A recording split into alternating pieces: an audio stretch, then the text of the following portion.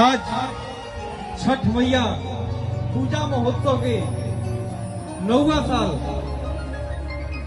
आज इतना सुंदर कार्यक्रम हमरे चाचा निर्मल सिंह एसएससी के माध्यम से हो रहा बा और ये सुंदर कार्यक्रम के और भव्य रुआ लोग मिल के बना देनी।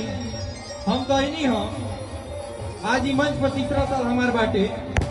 प्रेम से बोली छठी मैया के जहां तक आवाज आता भैया एक बार सीधे सीधे दोनों हाथ उठा के एक बार दोनों हाथ उठा के जेकर माई तू का हाथ दे रहो। प्रेम से बोली छठी मैया के नमः पार्वती पते हर हर महा। क्या बात है जी जगमग जगमग आज छठी मैया के घाटे करे हरी की ठेकुआ पूरी पर साची छठी माई के चढ़े। आज की बड़ा पावन हो आज है छठ के बरतिया हो बड़ा श्रद्धा से यूपी बिहार करे। प्रेम से बोली छठी मैया के उहे भाव लगा था हमारे चाचा निर्मल सिंह एसएससी इतना बढ़िया कार्यक्रम रखले भाई। देखी भाव का निकला था मनुआ गावत का कि बहंगी अरे उठाई ना निर्मल चाचा अरे चली चली अरे छठी घाटे आई वही भाव में कि बहंगी उठाई ना निर्मल चाचा चली चली गंगा घाटे।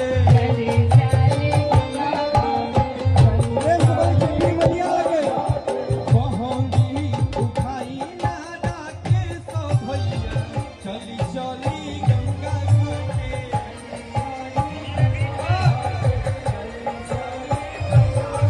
अरे बहंगी उठाई ना लोहरा के लोगवा चली चली गंगा घाटे।